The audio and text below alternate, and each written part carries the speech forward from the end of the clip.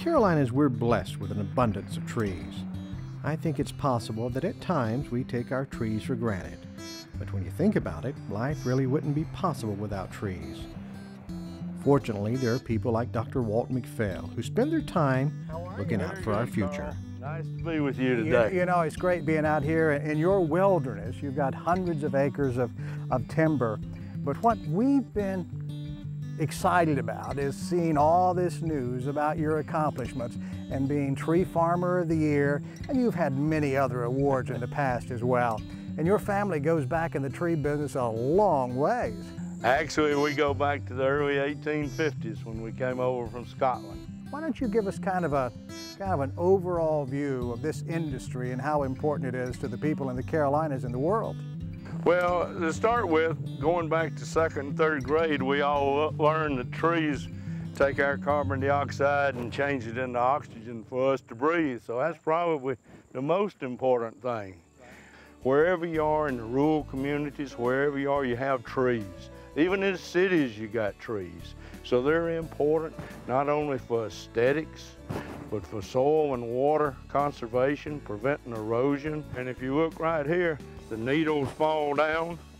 You've got all this on the ground, and this, when the rain comes, it settles into the ground, it soaks into the ground. So instead of washing away, instead of washing and making gullies, notice this little hill right here. This is a little terrace.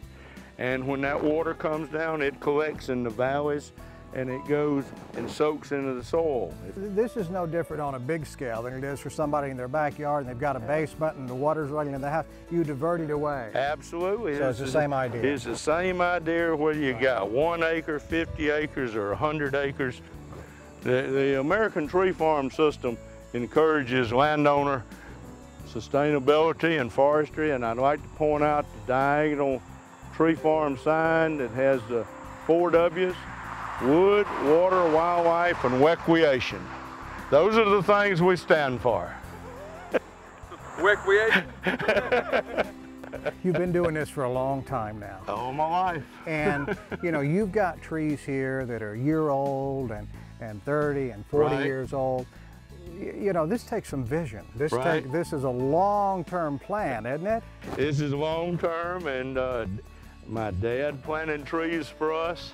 I plant trees for my kids because it's a generation-to-generation process. So you're always planning for the future. You're planning the future, and the one thing about it, Carl, is as they say, McPhails don't sell land.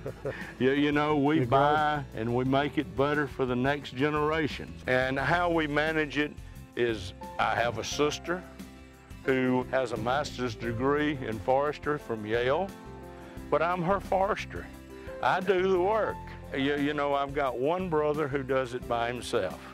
He likes the working. I've got another brother, Bill, who we work together with, and we work it as a team. So it is a family effort. Absolutely. You're doing this great thing for the environment and for our community and for the Carolinas. Right. And another thing that you may look at right here while we're here is the dark marks on these trees. That's where we had a fire, but this is a prescribed fire, a controlled fire.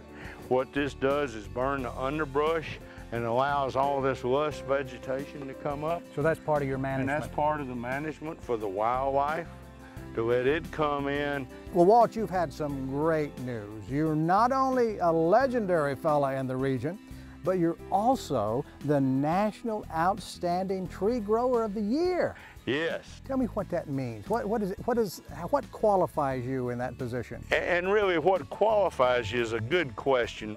It's not how good a job you're doing out here growing trees, but then you've got how do you spread the word of the benefits of nature. The other part beside the landowner education is advocacy.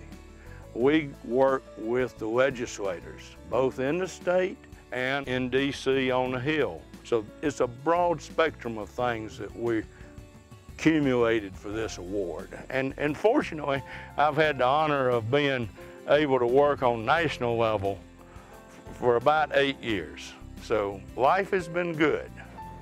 This is a seedling that's 1 year old. It'll take 40 years for this to mature. For every tree that we cut down, because they will need to be harvested, we plant 5 trees back. And you may get 1 or 2 thinnings out of those trees. And then you'll probably harvest them when they're 35 to 40 years old. Well, folks, there you heard it. You heard it from a man who's been planting trees, his family, for hundreds of years. You know what, Walt? I think everybody should go get a tree and plant one right now. I agree. Get up out of your seat, go get a tree, and you can give Walt a call if you got a few hundred acres, because he can certainly show you how to do it. Even if you've got 5 acres, go plant trees. It's always great to meet someone who's good at what they do, and Walt sure fits that bill. His work in forestry is important to all of us.